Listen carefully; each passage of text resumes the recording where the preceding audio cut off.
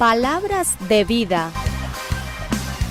Un programa para la edificación de tu vida espiritual. Aquí compartiremos con ustedes enseñanzas bíblicas para la vida cotidiana, mejorar la convivencia en familia y la comunidad y cómo alcanzar crecimiento y desarrollo en su vida personal. Bienvenidos. Anhelamos más de ti, Señor. Anhelamos más de tu amor. Anhelamos más de ti, Señor. Derrama de tu fuego hoy, Señor. Vamos a orar para que tengamos el apoyo del Espíritu Santo, porque sin Él nada podría llegar a ser como nosotros queremos y como Dios quiere en realidad. Amado Padre Celestial, te damos las gracias por esta palabra que nos has enviado, Señor, que sea llegando y cumpliendo el propósito para el que la enviaste, Señor. El propósito para el que enviaste tu palabra es para que tengamos vida y vida en abundancia. En el nombre de Jesús y para la gloria de Dios. Amén.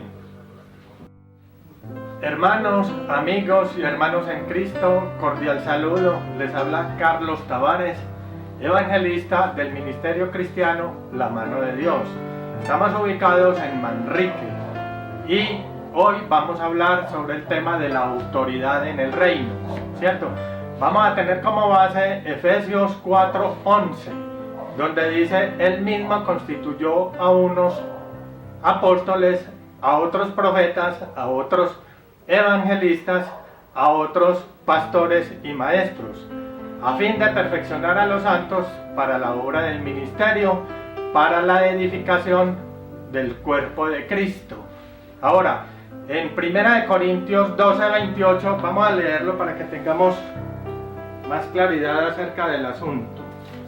A partir del 28 dice: aún nos puso Dios en la iglesia, primeramente apóstoles, luego profetas, lo tercero maestros, luego los que hacen milagros, después los que sanan, los que ayudan, los que administran, los que tienen don de lenguas.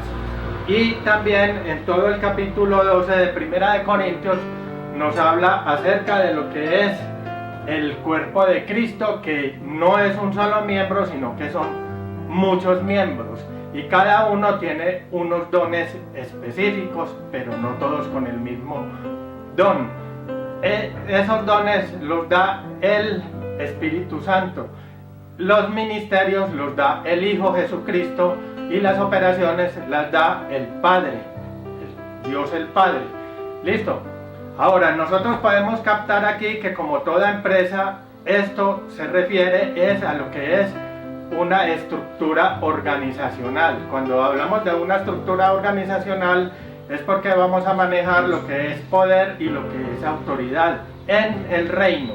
En una ocasión estaban los discípulos preguntándole a Jesucristo que quién sería mayor en el reino, que quién será mayor, precisamente preguntándole acerca de lo que es la jerarquía. Sin embargo, Jesús le respondió que la jerarquía consistía en que el mayor era el que más sirviera. Entonces esto es una empresa enfocada es en el servicio. Por eso Jesús le lavó los pies a los discípulos y él dijo: el Hijo del Hombre fue para servir, no para ser servido. Ahora, con respecto a esta estructura organizacional que es la iglesia, el cuerpo de Cristo, nosotros podemos mirar que debe de tener una misión, una visión, un propósito, ¿cierto? Y todo esto nosotros vamos a encontrar que por boca del mismo Jesucristo en Mateo 16, a partir del versículo 16, en la confesión de Pedro, Él nos va a dar todas las pautas para todas estas cosas. Lo que es misión, visión, propósito y el enfoque, sobre todo, que es muy importante en una empresa. Pero estamos hablando de la empresa de Dios. ¿Cuál será el propósito? Pues durante todo el recorrido lo vamos a mirar. Ahora, en este estudio en particular está elaborado para que todos aquellos que estén interesados en escudriñar porque yo les hago una invitación muy especial. Nosotros debemos de ser como los de Berea. ¿Qué hacían los de Berea? Cuando iba Pablo y les hablaba, ellos iban y escudriñaban las escrituras a ver si lo que les decía Pablo era cierto o era mentira. Esto les pido yo el favor entonces que sea para escrutinio de cada uno de ustedes. ¿En qué sentido? En el sentido de que yo pienso darles la cita bíblica a la que hago referencia cada que voy abordando el tema. Pero es muy importante que ustedes vayan a cada cita, si quieren y tienen tiempo, para escudriñar y miren versículos antes y versículos después del versículo principal que yo voy a tocar en el tema, ¿sí? Para que nosotros podamos tener una riqueza en cuanto al conocimiento de este tema. ¿Listo? Entonces vamos a iniciar. ¿Dónde nos vamos a parar? Con todo el estudio en Mateo 16. ¿Qué es lo que hay allí? La confesión de Pedro, ¿sí? Lo voy a leer. A partir del versículo 16. Respondiendo Simón Pedro dijo: Tú eres el Cristo, el Hijo del Dios viviente. Entonces le respondió Jesús: Bienaventurado eres Simón, hijo de Jonás, porque no te lo reveló carne ni sangre, sino mi Padre que está en los cielos. Y yo también te digo que tú eres Pedro, y sobre esta roca edificaré mi iglesia, y las puertas del Hades no prevalecerán contra ella. Y a ti te daré las llaves del reino de los cielos, y todo lo que atares en la tierra será atado en los cielos, y todo lo que desatares en la tierra será desatado en los cielos. Entonces mandó a sus discípulos a que no se lo dijeran a nadie, que él era Jesús el Cristo. Entonces, esto es una base bíblica en la que vamos a trabajar durante todo este estudio, y vamos a empezar por lo que dijo Pedro, que dijo: Tú eres el Cristo, el Hijo del Dios viviente. Y Jesús le respondió: Sobre esta roca edificaré mi iglesia. Pero Jesús no se estaba refiriendo en Pedro, en la persona de Pedro, sino en lo que dijo Pedro. ¿Qué dijo Pedro? Tú eres el Cristo, el Hijo del Dios viviente. Sobre esta roca es que Jesús va a edificar su iglesia. Entonces, vamos a mirar, en aquel entonces cuando estaban hablando del Hijo de Dios, nosotros miramos que esta frase tiene una connotación muy especial. En Juan 20, versículos 30 y 31, o sea, los dos últimos versículos, nosotros podemos mirar que dice muy claro que estas cosas están escritas en este libro de la Biblia para que vosotros conozcáis que Cristo es el Hijo de Dios, y que como Hijo de Dios tengáis vida en su nombre. En Juan 1, del 1 al 5, nosotros miramos que en el principio era el Verbo, y el Verbo era con Dios, y el Verbo era Dios. Este era en el principio con Dios. Todas las cosas por Él fueron hechas, y sin Él nada de lo que ha sido hecho fue hecho. En Él estaba la vida, y la vida era la luz de los hombres. La luz en las tinieblas resplandece, y las tinieblas no prevalecieron contra ella. Y en el versículo 14 nos dice que aquel verbo, aquella palabra, se hizo carne y habitó entre nosotros, y vimos su gloria, gloria como del unigénito del Padre, lleno de gracia y lleno de verdad. Miremos que en este derrotero nos vamos dando cuenta que Dios es Jesucristo. Jesucristo es Dios. Y en el versículo 18 del capítulo 5 nos dice que cuando Él se da a manifestar como Hijo del Padre, también se hace igual a Dios. Esto lo comprendían los judíos en su época. Porque ¿qué era lo que pasaba con los judíos? Los judíos venían acostumbrados y enseñados a que Dios era el único Dios, un único Dios. Pero aquí como Hijo se está mostrando con los mismos poderes de Dios Padre, ¿cierto? Jesús nunca se mencionó él mismo como Dios, sino como Hijo de su Padre, que era Dios en los cielos, ¿cierto? Miremos más bien cómo va surgiendo este derrotero. En Juan 5, capítulo 24, nosotros miramos que dice, el que cree en el Hijo y cree al Padre, este ha pasado de muerte a vida. ¿Y qué es lo que pasa aquí? ¿Qué es lo que sucede con los hombres? Juan 5:12 dice, el que tiene al Hijo tiene la vida, el que no tiene al Hijo no tiene la vida. Colosenses 1, versículo 13 dice, Él os ha librado de la potestad de las tinieblas y trasladado al reino de su amado Hijo. Y cuando dice que es trasladado, es porque ya toda persona que conoce de Jesús, cree en Jesús, entonces empieza a ser trasladado de un reino de las tinieblas a un reino de luz, ¿cierto?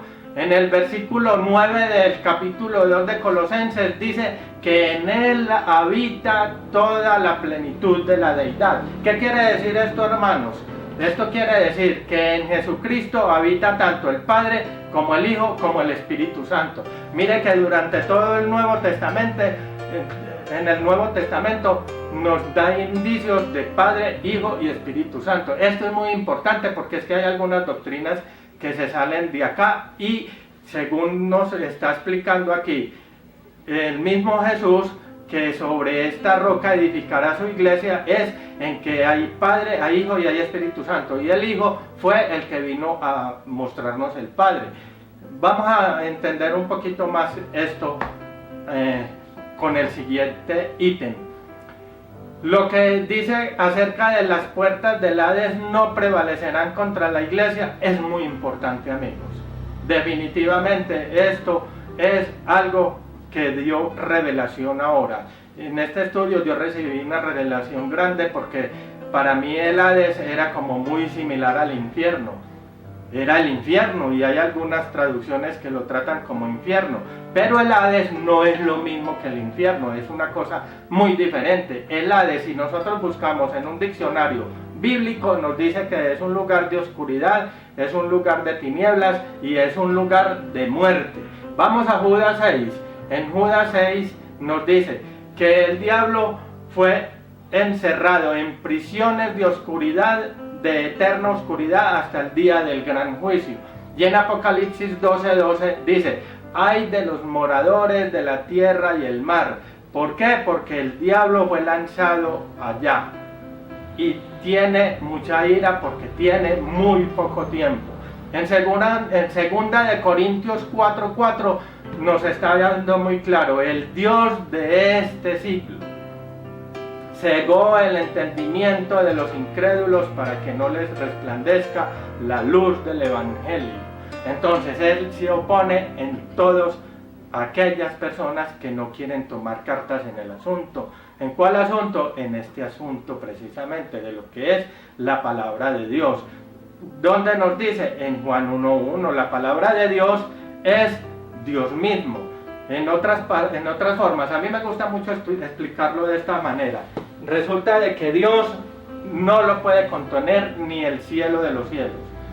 Él está más alto del cielo de los cielos, ¿cierto? Pero Él habló allá y esa palabra que Él habló allá se hizo carne aquí entre nosotros y es su Hijo Jesucristo. Su Hijo Jesucristo es esta palabra que tenemos aquí escrita en esta Biblia, y en esta Biblia en particular las palabras de Jesús están escritas en rojo para diferenciarlas de las otras palabras. ¿Por qué? Porque esta palabra en Juan 6:63 nos dice, el Espíritu es el que da la vida, la carne para nada aprovecha. Las palabras que yo os he hablado, que son las que están escritas aquí con rojo, son espíritu y son vida. Y resulta de que nosotros estamos muertos en el espíritu, porque nosotros somos alma, cuerpo y espíritu. ¿Dónde lo dice? Más adelantico lo vamos a abordar. Entonces, en Efesios 2 del 1 al 3 nos dice muy clarito, y vosotros estabais muertos en vuestros delitos y pecados, siguiendo la corriente de este mundo, conforme a la voluntad del príncipe del aire, el espíritu que ahora mora en los hijos de desobediencia, y erais por naturaleza hijos de ira, siguiendo la voluntad de la carne y de los pensamientos, lo mismo que los demás. ¿Qué es lo que sucede allí? que estamos muertos, nos dice Pablo aquí. Y Jesús mismo en Mateo 8, versículo 22, le dice muy claro cuando uno de los discípulos le dice que Jesús lo invita a que lo siga. Y el discípulo le dice, espérame, yo voy a enterrar a mi padre. Y él le dice, dejad que los muertos entierren a sus muertos. Tú ven y sígueme. Entonces, bíblicamente nosotros podemos demostrar con estos versículos que las personas que no están con Cristo Jesús, con la palabra de Dios, están muertos. Y esto lo vamos a ver un poquito más a fondo más adelantico. ¿Cuál es el panorama entonces de las cosas hasta ahora? Nosotros miramos en 2 Corintios 4:4 que nos dice que el Dios de este siglo, el Dios de este sistema de cosas, que es el diablo, es el que reina aquí en el mundo, ¿sí? Juan 18:36, cuando Jesús estaba hablando con Nicodemo, le estaba diciendo, perdón, con Nicodemo no, con Poncio Pilato, cuando lo iban a mandar a la cruz, le dijo Pilato a él, tú eres rey, y él le dijo, tú lo has dicho, pero mi reino no es de este mundo, lo dice Jesús mismo a Poncio Pilato y quedó registrado aquí en este libro. En Juan 14, versículos 30 y 31 también nos da más claridad sobre esto. ¿Qué es lo que pasa allí? Todo Juan 14 es una exposición muy bonita de Jesucristo cuando nos está diciendo que Él es el camino al Padre, pero que iba a ir a preparar lugar para nosotros, que después volvería y nos llevaría, pero que en los dos últimos capítulos dice, viene el príncipe de este mundo y él nada tiene en mí, por eso levantaos, así como me mandó el Padre, levantaos y vámonos de aquí. En Primera de Juan 5, versículo 19 nos dice en estas mismas palabras, el mundo entero está bajo el maligno, ¿sí? Y en Lucas 20:38 dice que Dios no es Dios de muertos, sino de vivos. Entonces nosotros debemos de tener un panorama muy claro. ¿Qué es lo que pasa? Que nosotros tenemos un problema grave. ¿Qué es ese problema? Que estamos muertos y estamos en un lugar de oscuridad, de tinieblas y de muerte, ¿cierto? En algunas partes dice sombra de muerte, pero en realidad es muerte para el que no cree, pero para el que cree está vivo y sale de un reino de oscuridad para el otro reino. ¿Cuál es el diagnóstico? El diagnóstico es muy claro y nos lo da Juan 14:6, cuando Dios les dice, yo soy el camino y la verdad y la vida, nadie viene al Padre sino por mí. Y en Juan 5:24 dice que el que cree ha pasado de muerte a vida. Ahora hay un atenuante muy grande aquí, que es Juan 3, versículo 16 al 18, que dice, porque de tal manera amó Dios al mundo que ha dado a su Hijo unigénito, para que todo aquel que en él crea no se pierda, mas tenga vida eterna. Porque no ha enviado Dios a su Hijo al mundo para condenarlo, sino para que el mundo sea salvo por él. El que en él cree no es condenado, pero el que no cree ya está condenado. Imagínense, ya está condenado. Y en el versículo siguiente dice, y esta es la condenación, que la luz ha venido al mundo, pero los hombres prefirieron más las tinieblas que la luz, porque sus obras eran malas. Esto es muy revelador, amigos, ¿sí? Vamos a mirar, por ejemplo, en Primera de Juan 2:25, 2:15, y miramos lo que es la autoridad, con un enfoque de autoridad y de poder. ¿Qué nos dice Juan 2:15? Dice, el mundo... hermanos, no améis el mundo ni las cosas que hay en él, porque el que ama el mundo, el amor del Padre no está en él, ¿sí? Porque las cosas que hay en este mundo, los deseos de la carne, los deseos de los ojos y la vanagloria de la vida no provienen del Padre, sino del mundo, y el mundo pasa, pero el que hace la voluntad de Dios permanece para siempre. Permanece para siempre, listo. Entonces, ¿qué es lo que pasa con esto? Cuando nosotros vamos a hablar de autoridad y de poder, nosotros nos debemos de enfocar en lo que es. El poder es el Evangelio de Dios, porque dice que no me avergüenzo del Evangelio porque es poder de Dios para salvación a todo aquel que cree, tanto a los judíos como a los no judíos, ¿sí? Y cuando dice la autoridad está en su nombre. Nosotros vamos a mirar en el versículo 20 de Éxodo 23 y nos damos cuenta de que el ángel tenía la autoridad, era por el nombre de Jehová, ¿cierto? En aquel entonces, en este entonces, ya la autoridad está en el nombre de Jesús. Entonces, en el nombre de Jesús, nosotros podemos echar fuera demonios. En el nombre de Jesús no hay ningún otro nombre dado a los hombres bajo el cielo en que podamos ser salvos. En el nombre de Jesús nosotros le podemos pedir cualquier cosa al Padre y Él nos la dará. En el nombre de Jesús nosotros somos bautizados. En el nombre de Jesús hay infinidad de cosas que nosotros como cristianos podemos hacer. ¿Por qué? Porque la autoridad está en el nombre de Dios. Y el nombre de Dios ha tenido varias etapas durante toda la Biblia. Nosotros en el Antiguo Testamento miramos en Hebreos 4, en Hebreos 1, versículo 4, nos da que el nombre dado a los ángeles es diferente al nombre dado a los hijos. Claro, entonces ahora sí, el ángel de Jehová tenía el nombre de Dios dado a los ángeles.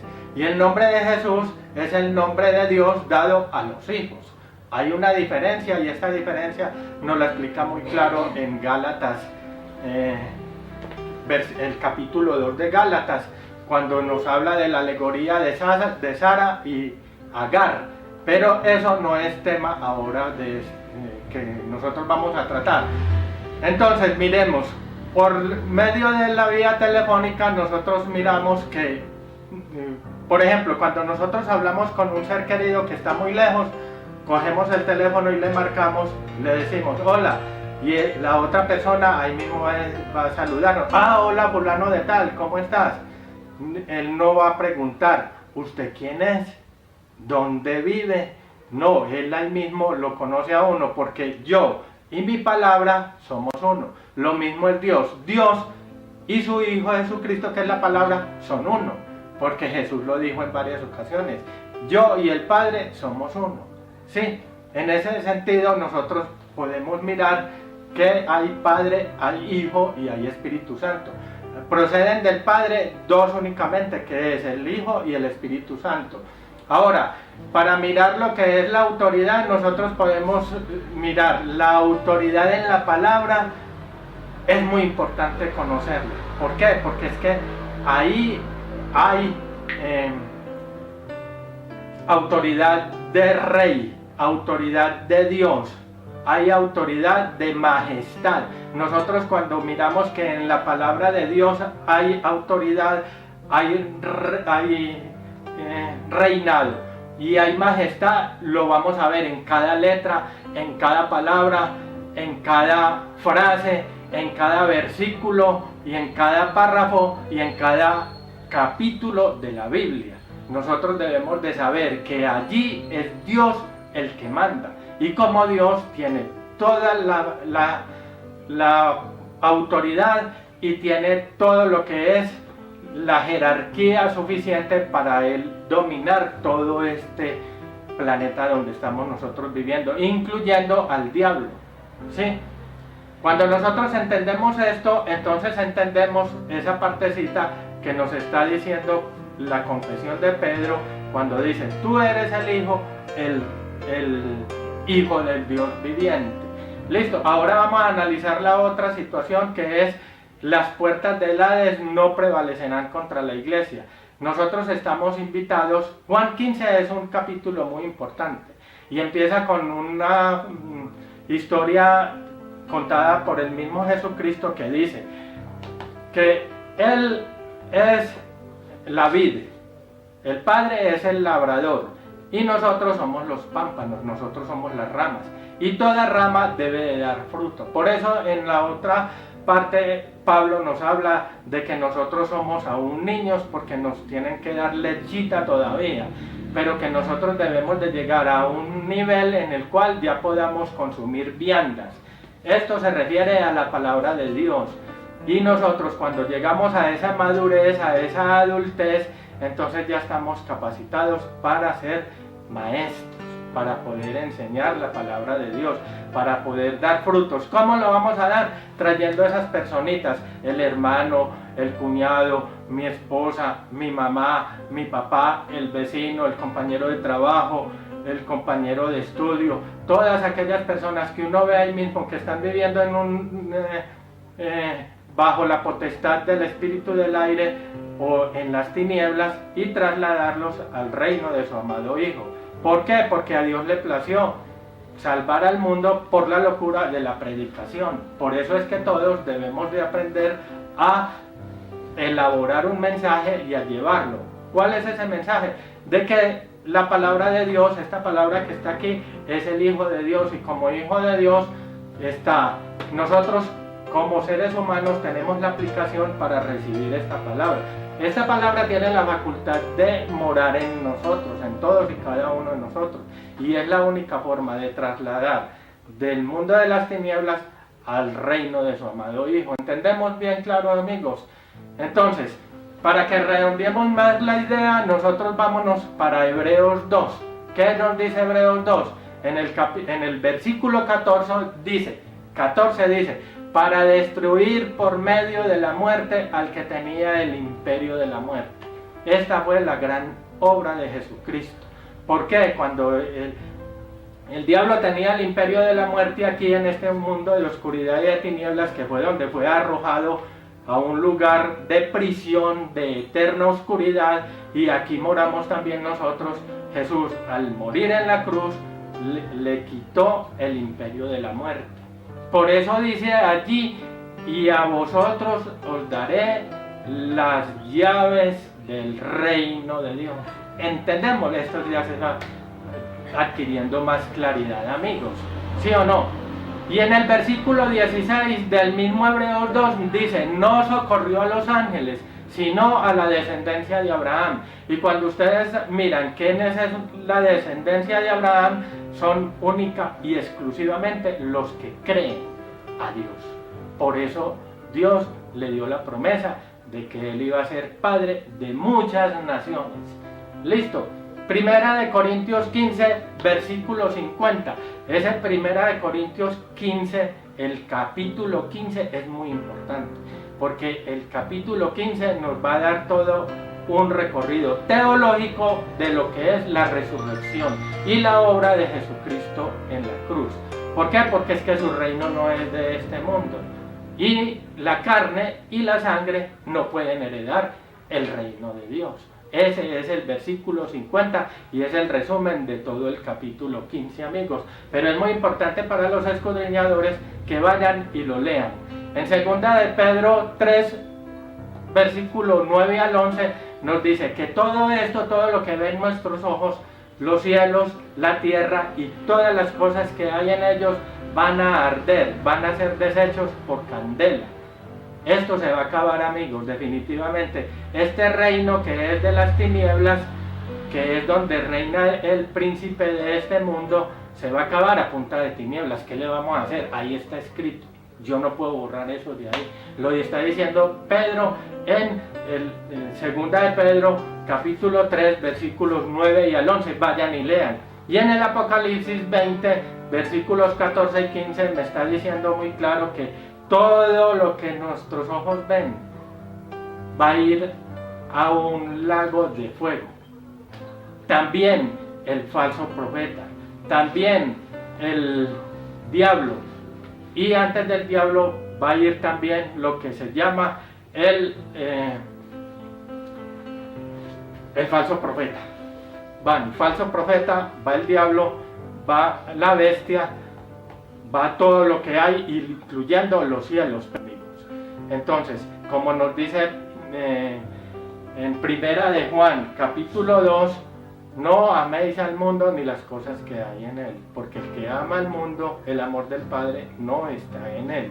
Y todo lo que hay en el mundo, los deseos de la carne, los deseos de los ojos y la vanagloria de la vida, no provienen del Padre sino del mundo. Y el mundo pasa y sus deseos, pero el que hace la voluntad de Dios permanece para siempre.